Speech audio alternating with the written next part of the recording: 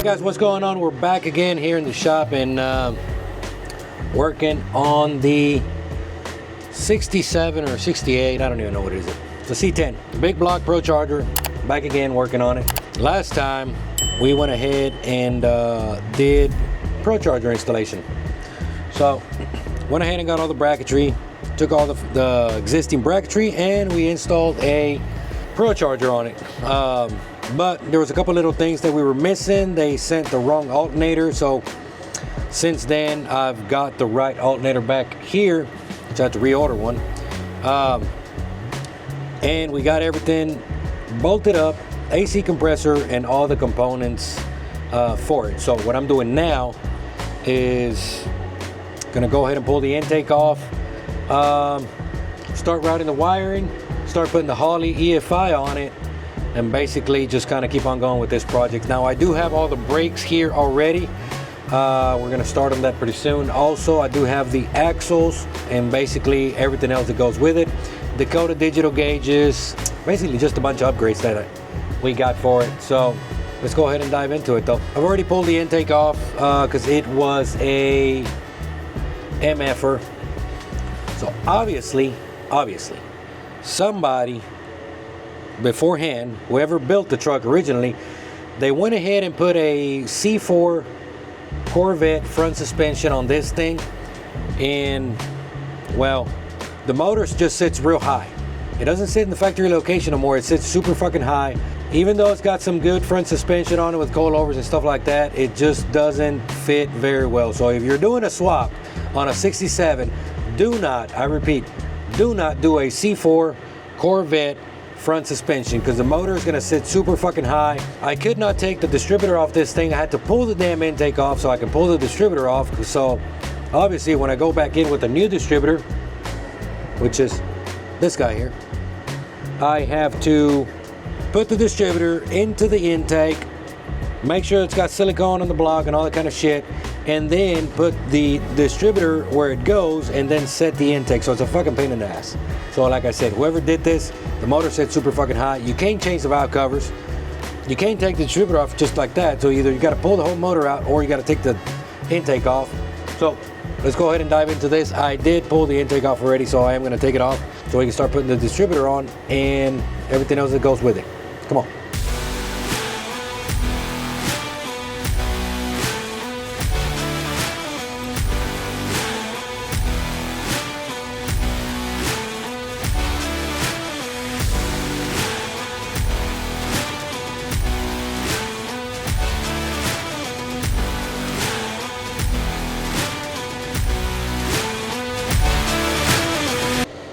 All right, so there we have it.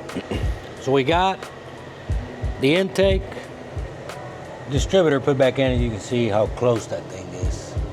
It's like super, super tight. So the motor sits very, very tight. Obviously, you know, I still gotta route these, some vacuum lines, but we got the Holley EFI in place. Got the distributor, it's locked down where it needs to go. It comes with the cap, and basically it tells you where to locate where your top dead center is going to be and your number one cylinder is going to start. Basically your reference angle. That's what the computer needs to see, and that's what it needs to know. Where is your number one cylinder so that the firing order can be correct. But we got everything. See the brackets. Got the Pro Charger on there. Obviously the other piece goes right there. So we've got that, which is the EFI. So basically now what I got to do is I got to route these, which is all the connections, either inside or route them nicely around the top or on the side, so I can go ahead and connect the main power line, main fuel pump wire, and just basically everything that goes with it. All these are probably gonna be tucked away inside. I gotta do some final connections on it. It does have another box that's gotta go with it. So like I said, I'm not 100% sure yet if it's going to be routed and mounted outside. All this stuff is going away. It's not gonna have none of this stuff. This is the old regulator, which is low pressure. We're running new lines all the way to the front, new regulator, new fuel pump, and basically everything that it needs to go with it. So it's a pain in the ass as far as the intake goes, but I think it's gonna work. So for now, finalize a couple things on it, and then we'll proceed to do brakes and just basically everything else that go along with it. What's going on, guys? Back here in the shop with a bunch of work. Gotta have some coffee. Anyway, look at that. We got some new caps. Make sure to check them out on the website. We got 3 different designs. There you go, check it out. But anyhow, we got a bunch of work finishing up on the C10. We've got brakes in the back. I need to swap the brakes in the front. Got the Pro Charger kit, got 90% of all the wiring done. I just need to finish up a couple things on it, but in the meantime, we're gonna work on this badass white cat eye. Gonna go ahead and do see what we got. Oh yeah, little Panda intake. Let's go ahead and swap the intake on this thing in the meantime, because then I have to get to work on that one. I gotta weld a couple things on the fuel tank, mount the fuel system. That one is just about almost done. I got a couple things also, as you can see.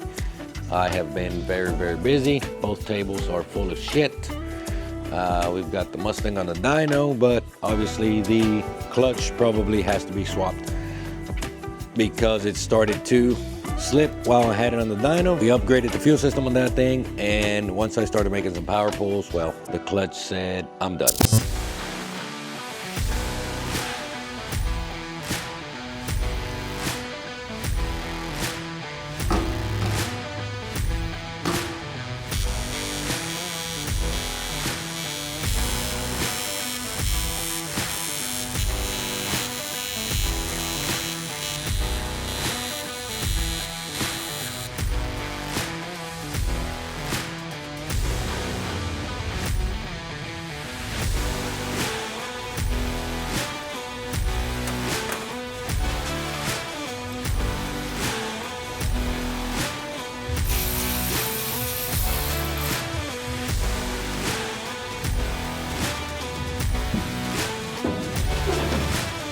All right, so we got the rear brakes done on the back. So now we're gonna go ahead and start on the front brakes. We've got, now this truck doesn't have the original front suspension in the front, like I said. It has a C4 front suspension. So obviously the brakes that we got for it are for a C4, because apparently whoever had this truck before replaced the front suspension with the independent front suspension from a C4 Corvette. It handles a lot better. It's got a better shock, better brakes. So in this case, the wheel wood that we got for it is actually for a Corvette. So the rotors are a lot bigger. The calipers are also a lot bigger. They're 6-piston calipers. So definitely it'll look a lot better, especially with these 22-inch wheels in the front. So let's go ahead and take it apart.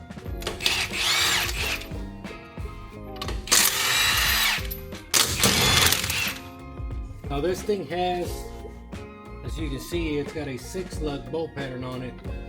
Obviously the Corvette comes with 5 and 4 3/4. So it does have some spacers because the customer already had the 6-lug wheels. So he had to go ahead and put some spacers on it to go ahead and make the wheel fit. So the same bolt pattern is going to be back on it because they don't offer a 6-lug, obviously. So it's 5 and 4 3/4. So we're going to reuse the spacers once we put everything back together with the new brakes and everything.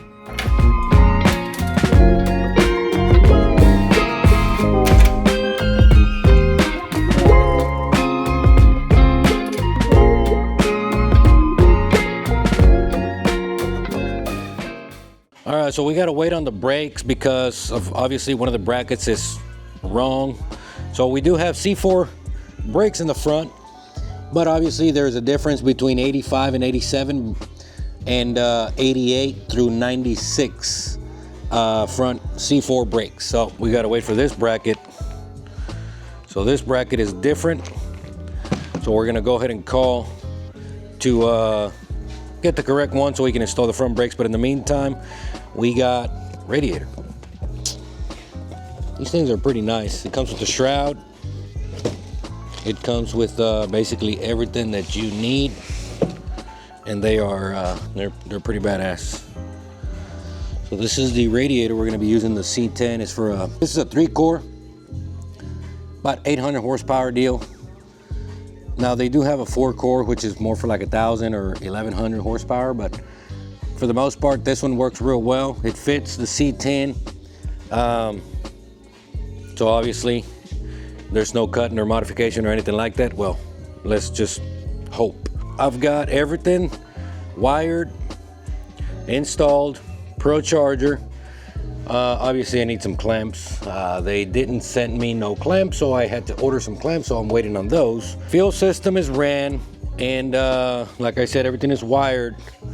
Fuel pump. We got a brushless 5.0 in tank. I had to modify the factory tank, or the one that it came with, so I can put the that 5.0 in it. Return line, number 10 feet line, number 8 return line. It's got a filter inside the tank, and it's got a inline filter as well. Fuel regulator mounted right there. Basically everything is pretty much done. Like I said, all the wiring, everything. We've got a program in it. I haven't fired it up yet because I haven't put fuel in the back, but I'm waiting on the radiator and fan, so that's what we're gonna go ahead and do today. I'm also working on the white truck because I am on the last things, which I gotta mount a reservoir for the power steering pump, water lines that I need, and a main fuel line that goes from the factory side of the bed where you put fuel, because the tank now is in the back, so I have to run a line that goes to it so that you can actually pump fuel, no problem. That way you ain't gotta be pumping fuel from the back of the truck. You just go back in there in factory location and you just pump fuel. Let's go ahead and get to installing this bad boy.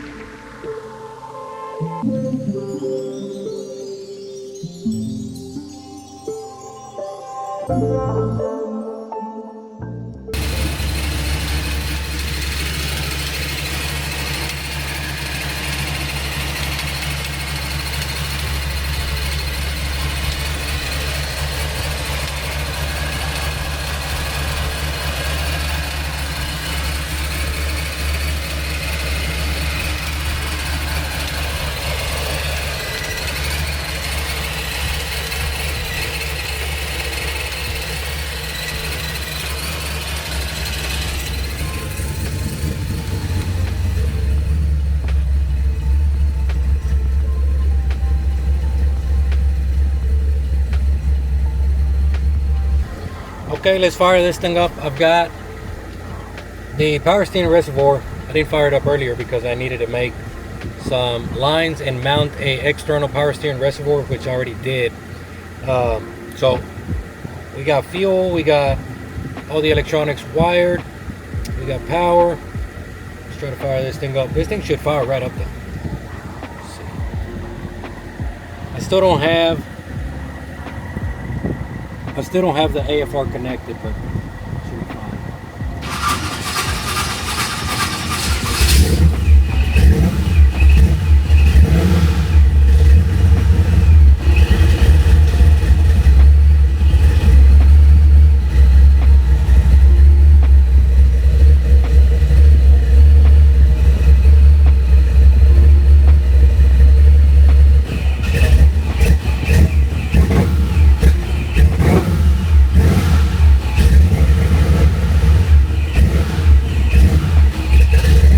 It's trying to correct because it doesn't have the wideband connected, but we'll get the wideband on and then we'll fire it up again. What's going on, guys? So I got the C10 fired up finally. All got a bass tune in it, got all the fluids in it. The reservoir for the power steering, I had to modify a couple little things on it, but got that stuff done. Fans are wired up, clamps are on the boost pipe, and basically everything. The only thing I need to do is swap the spark plug wires, as one of them is burnt. So they got some sleeves on it, but obviously they don't hold while they're touching on the header. So we're gonna go ahead and change that, but right now it's just got a temporary one on the one that's burnt. But for the most part, this thing is just about complete over here in the front. Obviously we're still waiting on the brakes. I haven't done the brakes in the front yet, just because we're waiting on a bracket from these guys. But we do got the ones in the back. We got big brakes. Now these are not the wheels for it. These are Mater's wheels. So I'm waiting on a set of 24 by 15 wheels for this thing. And do Dakota digital gauges. And finally get this thing on the dyno. And get it all tuned up. So that one's just about done anyway. The Mustang, well, I gotta change the injectors on it, so that's why this thing's been still strapped on the dyno.